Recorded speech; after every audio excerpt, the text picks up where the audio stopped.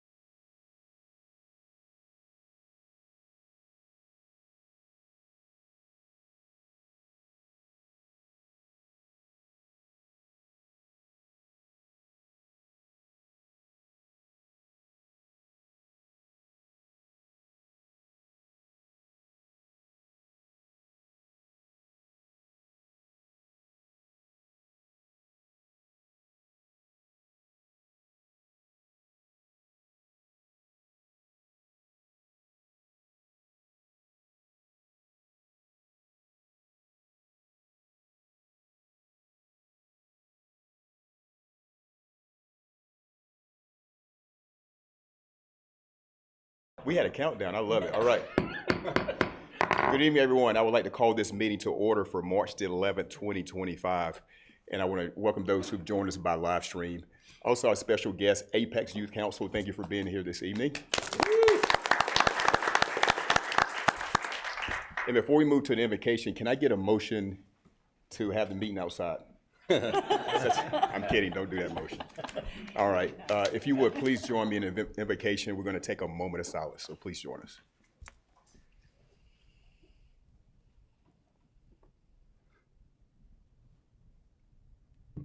Thank you.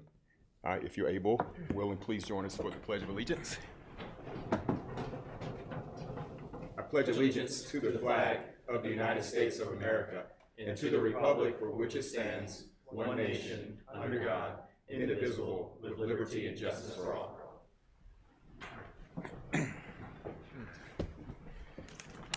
Thank you so much. We'll move now to the consent agenda. The consent agenda is presented to my colleagues here on council. Are there any recommendations or changes to the consent agenda before approval? If not, Motion approved. motion again. Second, Killingsworth. All in favor say aye. Aye. Opposed? All right, motion carries unanimously. We'll move now to updates by Manager Bosberg. That was quick. Thank you, Mayor. Yes, sir. All right, I do have a few items for you this evening. First, start with a positive here, the Read Across America program. I want to thank those employees that participated. I know the mayor participated as well. We did that on March 3rd, so I guess that was last week. We did with Salem Elementary School. We had around 30 employees go there and read a book to the students at Salem Elementary.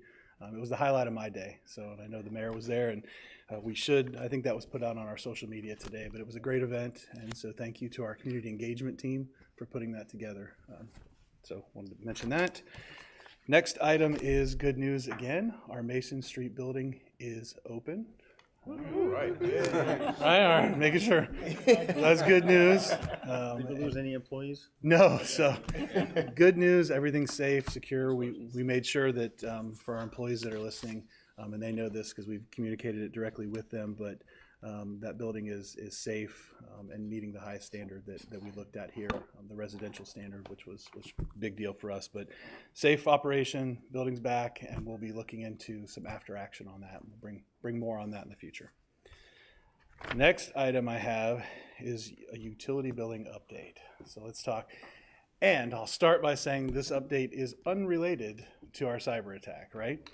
So a lot of things come together. We have a lot of items planned and upgrades for the town. This is the next phase. We're looking at meter upgrades. The portal will be upgraded. So we have a lot of things that have been years in the works. But I'll first start by saying this is not related to our cyber attack. This was a planned meter upgrade that was in place anyway. So as we've gone through, and I'll mention a couple things about the different cycles.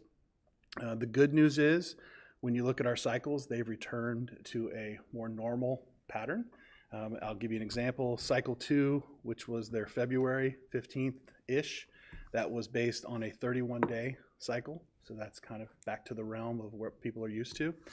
Cycle 1, which was processed in early March, that was based on a 30-day cycle. And then cycle 2, which is again on target for March 14th or 15th, we're again looking at a normal cycle of 30 to 31 days. So hopefully we're back in that pattern of normal cycles, we've slowly been bringing it down since the cyber event, but we're back in that realm of 30 to 31 days for the cycle. That said, we are going to slow our meter replacement process down a little bit. The meter reading side has been great. However, when we integrate those meter reads with some of our software upgrades, we got some kickbacks. And so with one of our cycles, in order to keep that processing in a timely manner for the thousands of customers that are on that cycle, we did have to pull out a total of about 140 to 150 customers. And that includes, many of those are on the commercial side. So we had to pull those out so that the cycle could properly process. And we are communicating directly to those customers that are impacted on the cycle. So we had 140 that were related to cycle 2. We have about 20 that are related to cycle 1. So in the realm of 150, 160 that will communicate directly with those individuals or businesses, but they will have an extended cycle for that group. But in anticipation, as we replace additional meters, we don't want that number to grow. So we're going to slow it down a little bit so that we can focus on the software integration, make sure that that is where it needs to be before we put all of those new meters into the system. So at this point, just an FYI, but you may hear from those 160 different customers. We are communicating directly with them, but we're happy to talk to anybody again who is impacted by that or that would have any billing questions. So high level on that, and I've got Sean who can help me out with any answers to questions. He's been in the throes of it, but are there any questions from Mayor or Council on this item? One quick question, how are we, you said you're going to be communicating directly with those affected customers, so is that going to be just by a letter, or how what's the plan for that? Right, we do, Sean, correct me if I'm wrong, we've got a letter drafted for each of the customers? There's a letter. If we have email, we'll do email. We have emails for some, but not everybody. But then we do have a letter, and the letter will be standard practice for anything that has to, during the transition, if there's anything that has to have an extended period, we'll make sure that that's sent out so that they can prepare. So. I just have a question about the third-party review. I think you shared at the last council meeting, but are we still? Third-party review is still scheduled for hopefully an update and resolution by the end of this month. When I say resolution, that's their process. We still then have to meet with them, get that, and then get a plan to disseminate that information. Again, it's an intense review that they're conducting because it is an account by an account review, and that analysis is occurring. So their work should be wrapping up by the end of March. That's the plan. They actually will be on site tomorrow through Friday, specifically working with staff. So that's the other thing with the meters, trying to balance a lot of stuff going on at one time. So third-party review is still underway. Their work substantially we hope to have completed by end of March, and then we'll have those meetings in process and how we're going to disseminate the findings from that. Thank you. Yes, sir. Any other questions? Any questions? All right, we're good. Okay, That thank it? you. Yes, sir. All right, thank you for that update. All right, move now to our amazing town attorney, Lori Hoey. She has a presentation introduction to make. Yeah, just a quick little introduction to our newest assistant town attorney, Seth Campbell. Seth comes to us, he was born and raised in the DC area.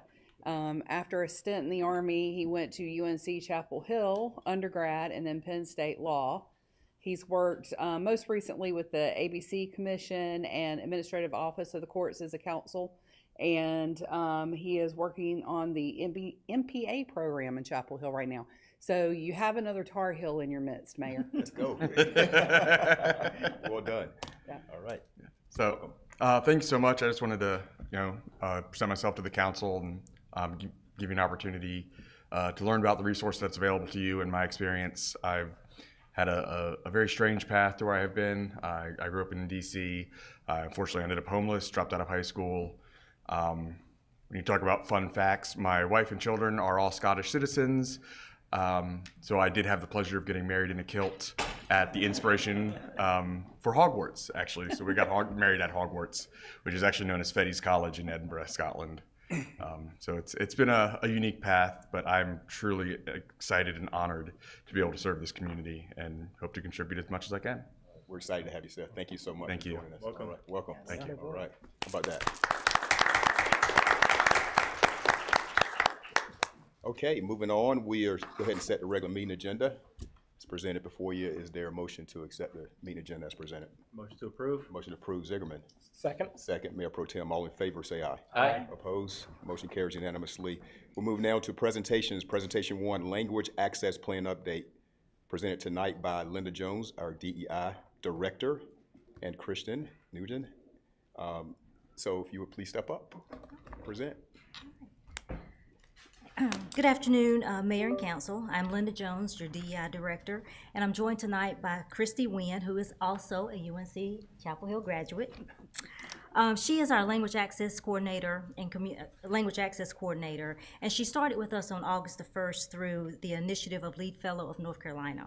And so for Lead Fellow of North Carolina, it matches young people interested in public service careers with impactful fellowships in local government offices across the state to strengthen public institutions, support local communities, and grow the next generation of public service leaders.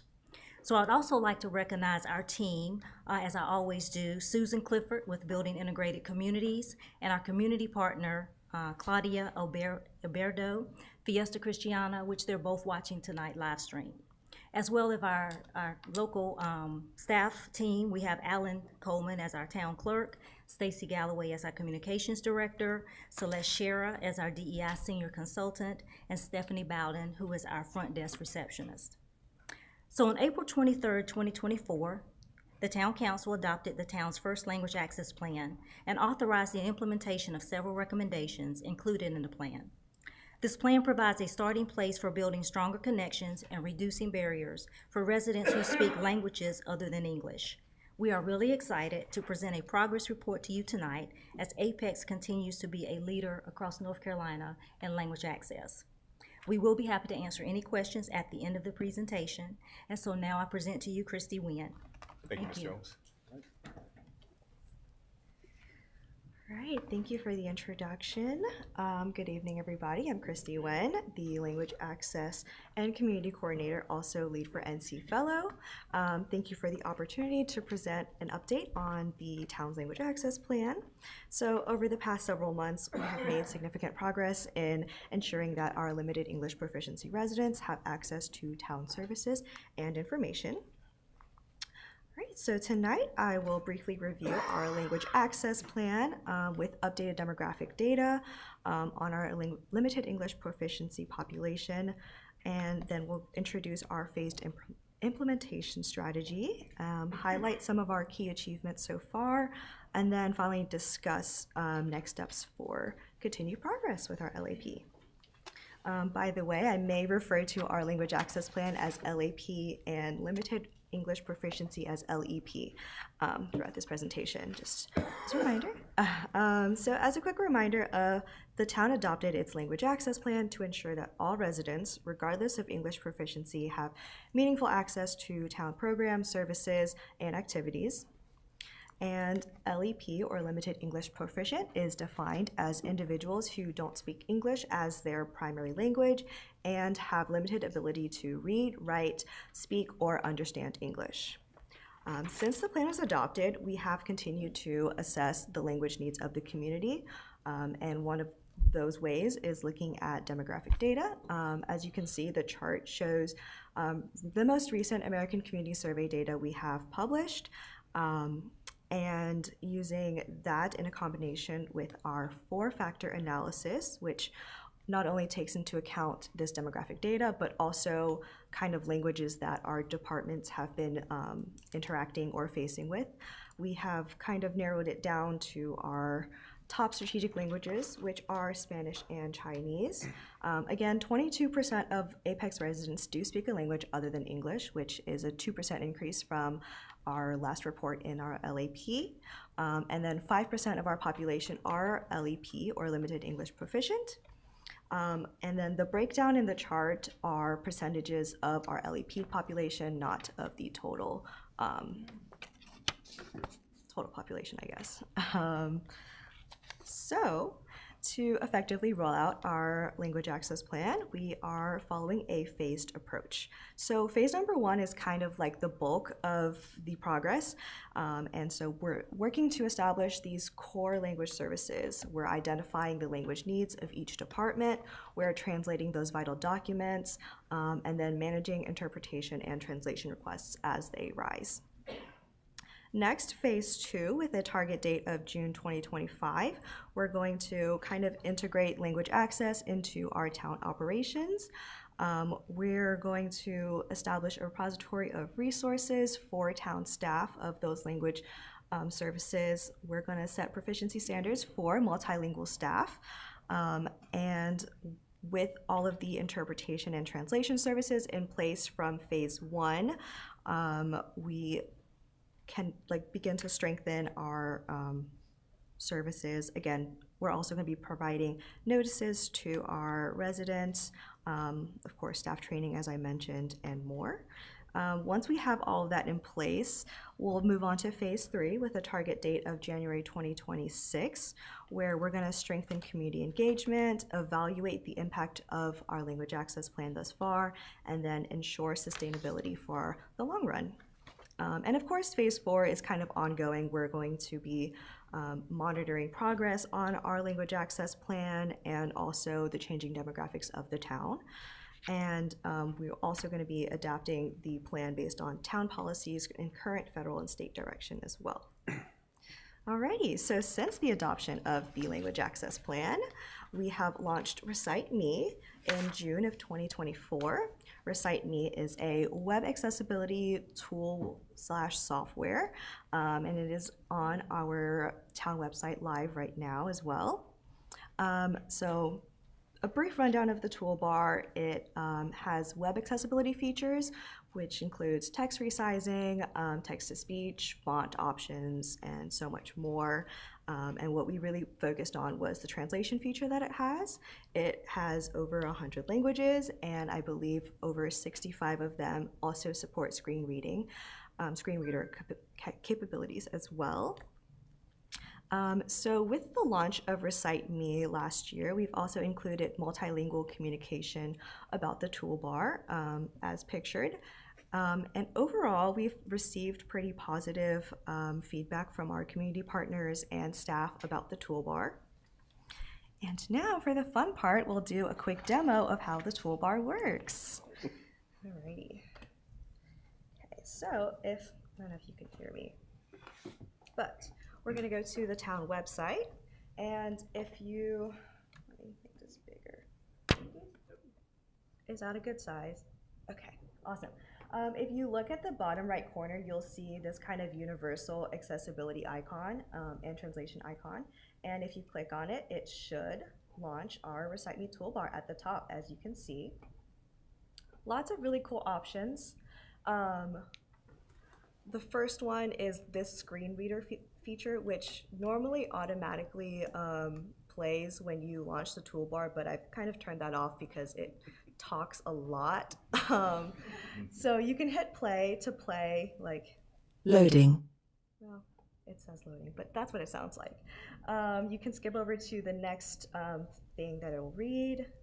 There's decreased text sizes, increased text sizes, a whole bunch of different fonts if you don't like the default font. There's this focus text feature, which is, I think, really cool for people who are maybe neurodivergent or have learning disabilities. It kind of highlights the first few letters and makes it easier for them to read. The really cool thing is the translation feature, and you can kind of search. We'll do Spanish because it's most common. And oops. As you can see, it looks better when it's not super zoomed in, but it translates all of the text that's on the screen. If we scroll down, you can see each of these tabs are also translated. The downside is that images do not get translated. Neither do kind of like PDF forms that are uploaded, but we are working on a solution for those as well. And all of these options also have a reset to default option as well. You can change the color of the website. For example, if you wanted a dark background, maybe if you have limited vision or have just wanted a different color, that's also an option.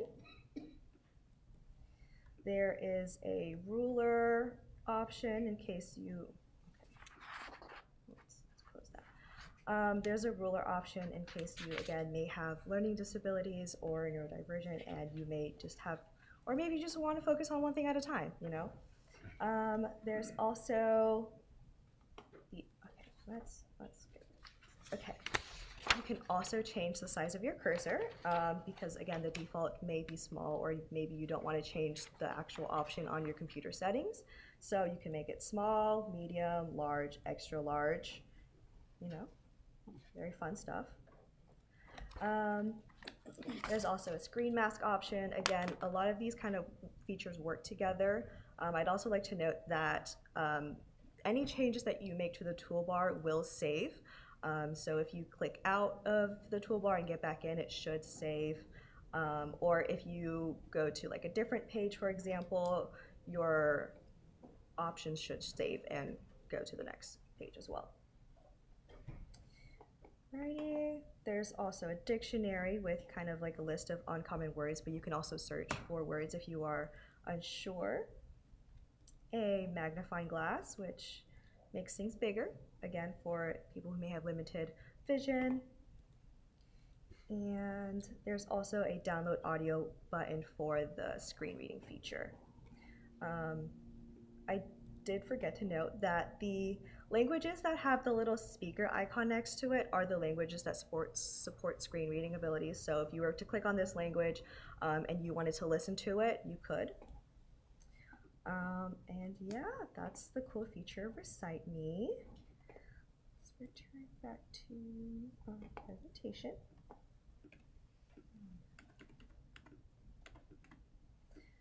Alrighty. So, quick demo, very fun. You should check it out if you have the time. I personally spent a lot of time clicking all the options. So anyway, Recite Me also provides us with a monthly report of the user usage. And this is kind of just a snapshot of January 2025. And this is our usage. This is kind of the breakdown. The toolbar itself is broken down into 4 main categories: screen reader, translation, styling, and reading aid. And then those are also further broken down. So as you can see on the right side, the screen reader is broken down into each language, same for translation and styling and so on.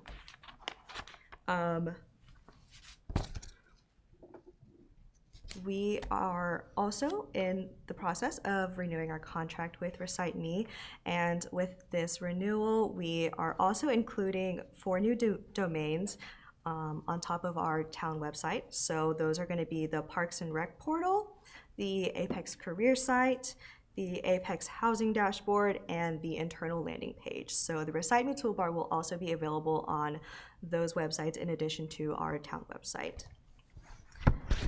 Okay. And then if we kind of look at an overall view of Recite Me usage so far since the launch until January, the usage data kind of shows that Spanish is still our top most used language for screen reader and translation tool. I did omit English from screen reader usage just because we're looking at language access, so that's why I excluded English, otherwise it would be the top. And I did want to note that there are some niche languages here, and so we think that a part of the reason why some of these niche languages show up is because people are, again, this is a new toolbar and people are kind of want to test it out, so they might just click on a language, and also they're alphabetical order right now, so kind of like the top languages that pop up, they might just be choosing. However, as we continue to monitor the usage and get these reports, we'll have a better idea of what our top 5 languages are, and we'll be able to rearrange the languages listed as our top 5 languages so that there's not a lot of searching or scrolling needed for that. Right, so this data not only shows us which languages are most commonly accessed, but also reinforces the need to provide translated material, which brings me to our next achievement, which is the translation of vital documents. And just as a reminder, vital documents as defined in our language access plan is paper or electronic written material that contains information that is critical for accessing the town's programs, services, or is required by law. So far we've established a process for identifying and translating vital documents within the town. This kind of just ensures that residents have access to key information, kind of just such as emergency notices, permits, public health resources, those kinds of fun stuff. And to ensure that we are translating the right materials, we've been actively meeting with departments to review their specific language access needs. So we started off with the most public-facing departments, and that's going to be on your left column right there. These teams are on the front lines of service, so it's really critical that they have the tools they need to effectively communicate with residents. And of course, as we continue this process, we will expand to other departments to ensure that language access is integrated town-wide. And in addition to written translations, we have also began testing spoken interpretation as well. And After a thorough review of local language service providers, we've identified language service solutions and partnered with them for several events. If you'll recall, we've had 2 of their Spanish interpreters at the September 24th, 2024 meeting, where they provided both simultaneous and consecutive Spanish interpretation, just to ensure the accessibility for our Spanish-speaking residents to engage with the town. We have also partnered with the community engagement team to provide Spanish interpretation at their COM University events. Thus far, we've had interpretation at their January and February events, both a big success, and we will continue to provide those interpretations for the remainder of the events this year. And to kind of better gauge our language access needs, the registration form for the COM University events do include 2 questions about whether or not residents will need language services and in what language. And this not only helps us better prepare the language interpretation services for our residents, but also gives us a better idea of what our residents really need and what languages are really needed in the community. So in addition to those, we're also working with the Ask Apex call center just to ensure that they have language assistance as needed for when they officially launch the call center. And because American Sign Language was a part of our language access plan, we're also working on that. We have identified some local providers, so we're working on that as well. And providing interpretation and translation of documents have been significant steps towards making the town's services more accessible, but the work doesn't stop there. So our next steps will focus on finalizing the translation of our vital documents, securing some interpretation equipment for town use, such as community meetings, council meetings, and such. And then we'll also continue meeting with the rest of the departments to help identify their unique language access needs. And all of these achievements wouldn't be possible without our language access team pictured here. Now I will say this picture was taken before I came, so I've inserted myself to the side right there. But we are on track to begin phase 2 in June of this year, and I just wanted to thank you for your time and support in making Apex a more welcoming and accessible community. And we'll take questions now. Great job, great job. Any questions for Ms. Nguyen? I got a couple quick questions. On the 5% people with limited English proficiency, does that fall in the same kind of breakdown as Spanish and Chinese are the primaries, or is it all Dutch citizens that don't know how to speak English? Or like, is there like a specific universe there that we need to cater to? So to be considered limited English proficient, we kind of followed the model that other people have, which is if they speak less than very well English. So if they're speaking very well English, they may speak another language, but they're not considered limited English proficient. But it's generally in the same categories, like you kind of list the top 5 there, but Spanish and Chinese are kind of the standouts. So like the 5%, it's not all one bucket, it's no, kind of spread across that same set of languages. Yes, they are spread out with different languages. Ms. Nguyen, one quick question. And first, I really appreciate your presentation, and Ms. Jones, I appreciate the hard work that your staff is doing in order to make sure that we're catering to all residents within our town. I know with the webpage, I'm totally excited about using the all of the tools that are there, because it seems like it's fun. But as I've been talking to a number of like some of our younger residents, they tend not to go to our webpage, which I was surprised to hear, but they don't go to our webpage. They tend to use only like Instagram and things of that nature. Do we have a plan, or what's our plan with the integration of social media into our language accessibility plan? Definitely. That's why I want to make sure it's on record. Thank you, sweetie. Yes, we do have a plan. That's why Stacy Galloway is part of our team. As we entered into the grant, it specifically asked for the communications director to be a part. And so, yes, she will begin to roll out that communication on our social media. I would like to point out, too, the flyer that you saw that was translated into our top strategic languages. Those were billing inserts and flyers that went out in the town when we launched Recite Me. And we were able to get it translated also by a local volunteer for our Chinese. So we were excited about that, and we're still in partnership with her as well. Great, thank you. I'm curious. You mentioned the council meeting we had in 2024 that was translated into Spanish. Are we committed to providing those translation services upon request? If we have a council meeting in the future that impacts a certain community, what would the process be to get those translation services? Should they come to you or to the town manager or to one of us? So yes, the answer is yes, we are committed to provide those town services. And the meeting that we were really referencing was when the Spanish community came and they wanted to speak for Mobile Estates that night. And so we are partnering with Language Solutions as needed. The request could either come in through the town clerk's office, because we do have that disclaimer there if it's needed. Again, when our departments request it, even if they go out to a public meeting like planning, when they're going out to Big Branch or whatnot, we will provide that as well. Is there a time period that you know? Clearly, the day before might be Tuesday or the morning of, but you would say a Yeah, week. typically it's 48 hours request, 48 hours request, and sometimes it's not 48 hours request. So that's why we try to make sure that we have the proper vendor in place that can provide that quick on-call service for us.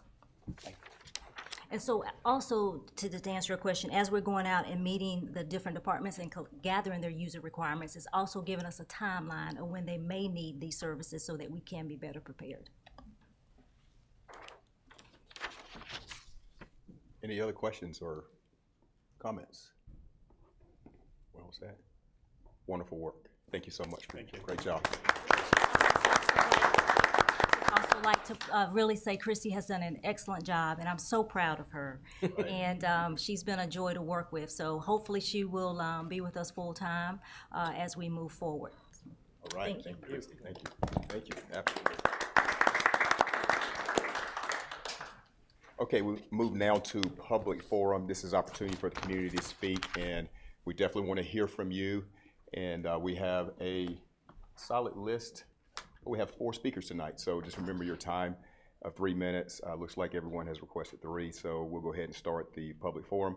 Andrew Gluck, please come up and give your name and address before you speak. Thank you so much. Yeah, hi.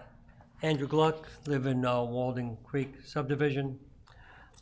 Yeah, I've spoke, this has been going on for since the hurricane that came through, devastated a western part of North Carolina.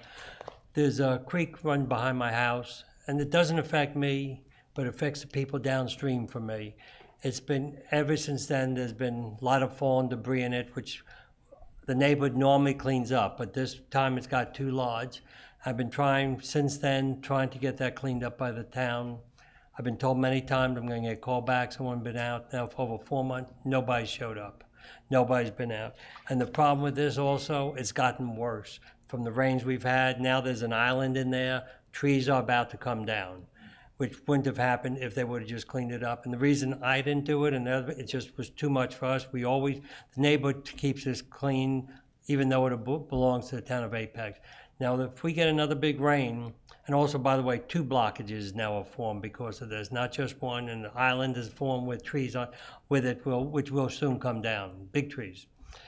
If this happens, it's not going to affect my house, not going to affect the house next to me, but the people downstream will get flooded. They've got flooded before, but this will be a massive flood. It'll hit the house, it'll wreck a few houses downtown, and I cannot see why the town will not take responsibility for their own creek and send people out to clean it. I've been asking for at least since that hurricane been here for months ago.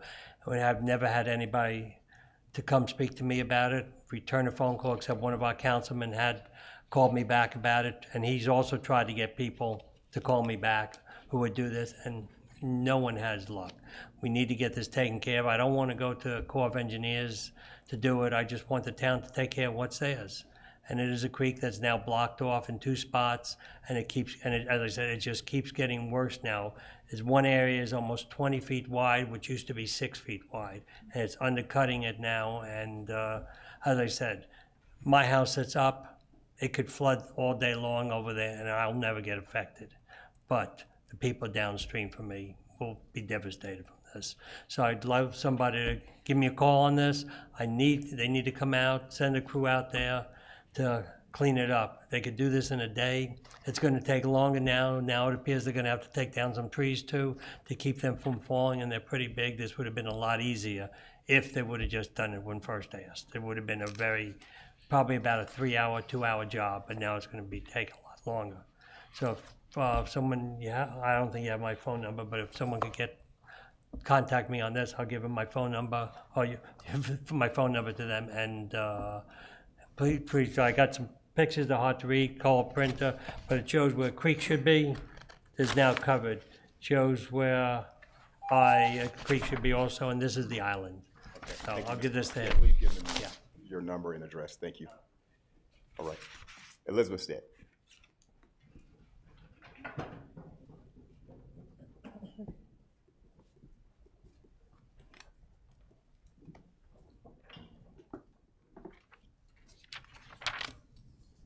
I'll give them a second to walk back. How you doing tonight? Good. Good. Very good. I'm above ground. All right. It's sunny outside. Yeah, that's right. We might get to see some sunlight here before. Yeah, Gray has promised us we'll get out here by 7. I said no such thing. Can I put money on that one? I want to put money on that bet. You can go ahead. We're good. All right. Go ahead and speak. Yeah. Elizabeth Raisted, 3113 Friendship Road, Mayor and Town Council. Good evening. So in the January 14th meeting and the February 24th meeting, you decided to vote for a resolution on eminent domain on 44 properties. 44 properties. Understand, so 2 of those are my properties. These are properties that are our primary residence. And, people, don't expect the town to come in heavy-handed to say, hey, we're going to use our power and we're going to take your property. So I've had a few discussions, and I think the problem is there's no policy. How many times is the town required to reach out to me before you vote in a closed session? Well, you debated in closed session and voted on the resolution afterwards to take my property. The letters that I have from the town does not say, Elizabeth, you need to respond by X date or we as a town are going to take action. I deserve more consideration than this behind the scenes closed door conversation. I'm here every meeting and nobody had the conversation that said, Elizabeth, we need you to make a decision by X date. Then the law requires you to offer fair market value. Fair market value, what does that mean? The 2 appraisals on my 2 properties that I received in August and in January used sales from properties in 2020. The fair market value of my property today is not what it was in 2020. But for some reason, your staff are allowed to take an appraisal from using 2020 data. So why would I work with the town? Why would I agree to work on an easement when you're not offering me fair market value? I put this out there to you. When you look at your consent item number 1 from tonight, when you took the Lund property, you offered them $669,000, but the lawsuit just wrapped up and you guys ended up having to pay an additional $610,000. You offered them 52% of what the legal outcome came out at $1.28 million. You have a problem somewhere in your process. To take action against 44 properties in 2 months, something is broken. So I ask that you take the time to try to figure out why you have to take action on so many properties. If you're working with the community, you shouldn't have to take action on 44 properties. Thank you. Thank you. Beth Bland.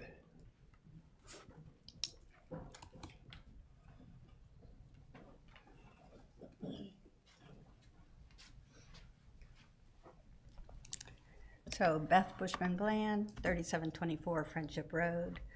I'm going to piggyback onto Elizabeth. I didn't know what she was going to talk about tonight, but basically I'm in the same boat. I'm one of the 44 properties. We are, Tom and I are also.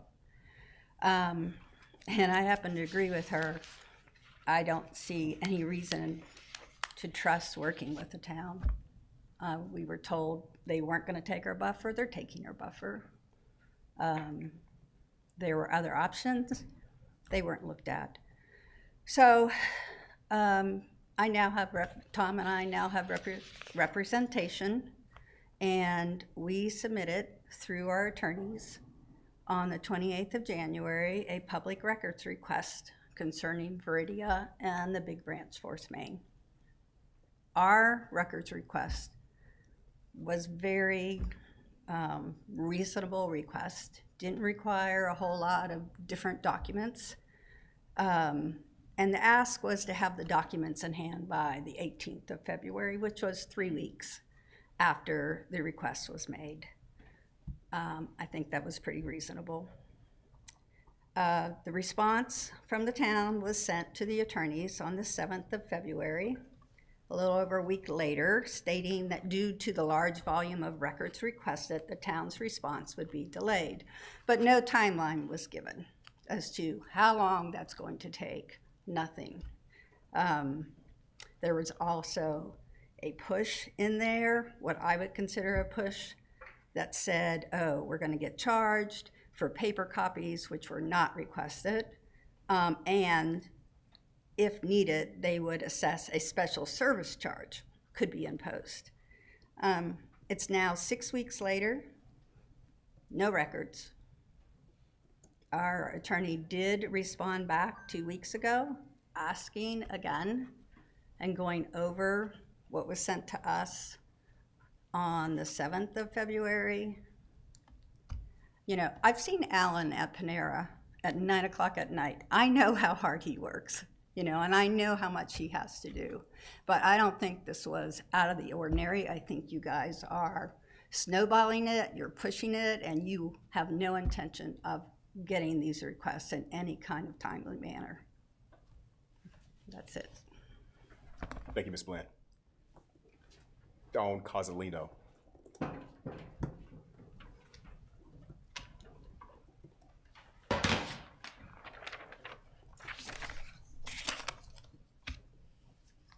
Dawn Cozzolino, 3632 Bosco Road. Good evening, Town Council and Mayor. I don't know if you picked up all the patterns tonight. It's care and competency. But my discussion tonight was on growth. I'll just chime in with that real quick.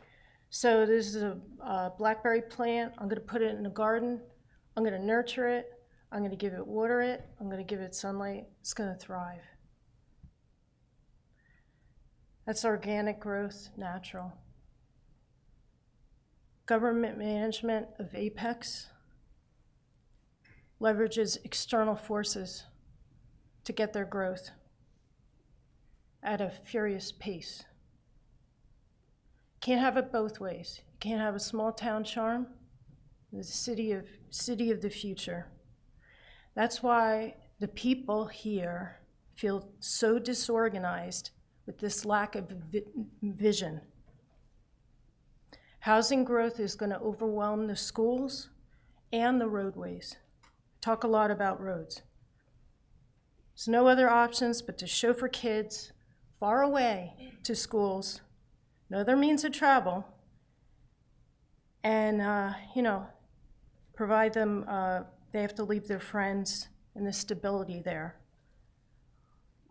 And we're gonna plague our roadways with more accidents and serious safety concerns. This is what's advertised to the outside world, outside of here. And I just think it's an ambiguous narrative that brands everything as in a wholesome manner, packages it up, when you're not really telling the entire truth or you're hiding it. Just heard about eminent domain. Why is that in secret? Why is there even eminent domain on private development? I mean, this is not for the public good. These are questions. Is that okay? Why is it so difficult to get a simple request for a traffic impact study? Okay, just 3 developments on Old US Road are gonna add 17,000 new vehicle trips a day to that road. The 3 that are getting built now. Why is that too much to ask? And then a community waits over 417 days for a public records request. Why is that so hard?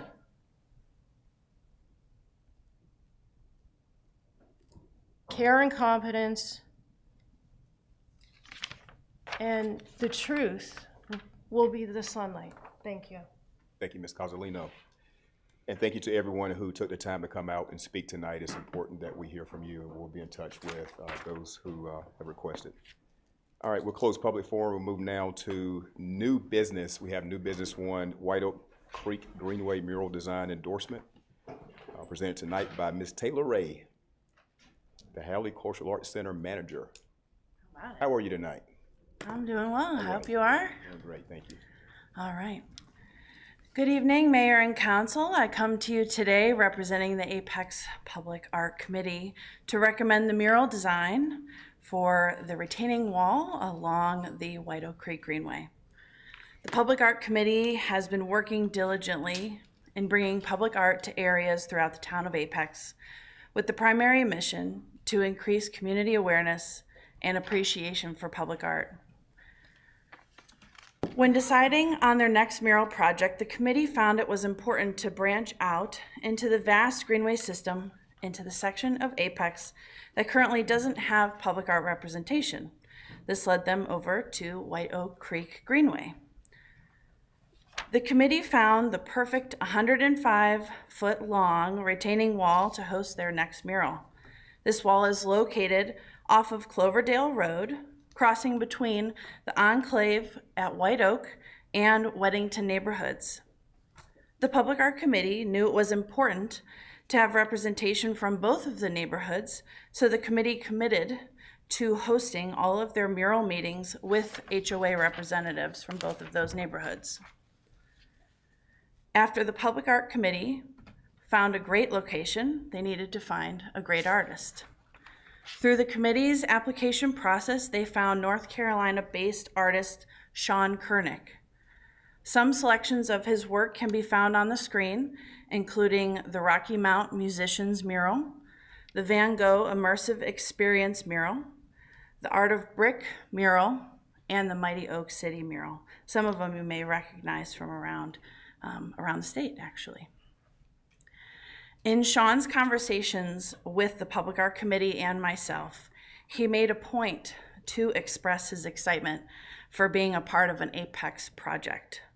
He articulated that he and his daughter love the skate park, which is always a win, and the public art projects that encompass all of downtown Apex. As you can see, Sean Kernick is a vastly talented muralist whose main goal is to breathe life into narratives and to serve as a visual translator through art. Once the committee, the HOA representatives, and the artist, Sean Kernick, decided on the final design, the committee brought it to a public 30-day review, with an astounding 91% feedback coming back as highly satisfied or satisfied. The committee knew that they were on the right track, but they also wanted to consider the 9% feedback that said the mural still needed a little work. The 2 biggest items that came up were adding a rabbit and a cardinal, which the Public Art Committee was happy to ask Sean to add. With that feedback, Sean creatively added a rabbit and a cardinal to complete this location's design. The Public Art Committee feels this mural artfully displays the nature of the area. The artist, Sean, goes on to say a beautiful summary of this piece. He goes, "This mural highlights the rich spectrum of wildlife and plant life found in Apex White Oak Creek area, following the rhythm of the color wheel to guide the flow. Starting with deep purples and blues, it features underwater life like crawfish, schools of fish, and a turtle surfacing. From there, it moves to greens and yellows of animals like the eastern green frog and a wood duck, alongside close-ups of flowers like wild bergamot. As the colors warm into oranges and reds. A family of deer and a red fox appear, framed by butterfly weed and black-eyed Susans. The scene wraps up with a barred owl and an endangered woodpecker perched in a tree against a sunset leading into a twilight sky where a cardinal smiles and a hummingbird pollinates local plants. The mural flows naturally, echoing the movement of the trail and offering a colorful snapshot of the life that thrives here. On the screen, you'll see the after public feedback demonstration here. The top image is the whole design from side to side, and the bottom two images are the zoomed in designs cut in half. The middle piece being the left side and the bottom piece being the right side. The yellow circles, as you'll see on the slide, will not be painted on the mural, just so you know. They are just present so that you can see the adjustment that Sean and the Public Art Committee made based on the public feedback. If approved, Sean would like to begin painting the mural later this month. And thank you for your time. All right. Thank you so much, Taylor. Thank you. Do we have anybody here from the Public Art Committee? Yes, we have the chair member, Tom Caldwell. All right. Tom is here. All right. And yeah. All right. Okay, that's cool. it. Thank you for being I here. don't have to think about it. All right. Any questions for Ms. Taylor? Ray? Well, not a question as much as a comment, because I did have someone approach me and say, why are we spending money on murals? And aside from the beauty of what this provides within that location, it's, one of the things that many people know I do criminal defense work, and I once had a client who was a graffiti artist, and he emphasized artist. And the reason why I emphasize that too is one of the things that I think is kind of an interesting way of combating graffiti and vandalism and things like that are projects like this, because artists respect other artists. They don't paint over their work. And when we see an artwork like this on a wall that's just kind of bare, that's bare, it's an area where people want to, may possibly decide that they want to put their own artwork up. But this right here is a reflective piece of art that reflects the flora and fauna that are here in Apex. It's absolutely beautiful. I'm excited that you guys were able to make the adjustments based upon feedback. I mean, that's an amazing thing. So when we look at this sort of project, it's important to understand that it's a small investment to not only beautify, but ensure that the beauty stays there. So I'm really proud of the work that you guys have done, and to the Public Art Committee for the hard work that you all put into this every day, because it's these little details that make Apex better. So thanks. Thank you. Well done. All right. Well said. All right. Is there a motion? Make a motion to approve. Killingsworth motion. Second. Second. Zegerman. Any other discussion? All right. All in favor say aye. Aye. Opposed? All right. Motion carries unanimously. Thank you so much. Thank you. All right. Last business item, we move now to, is there a motion to go into closed session for the item listed, closed session 1? So moved.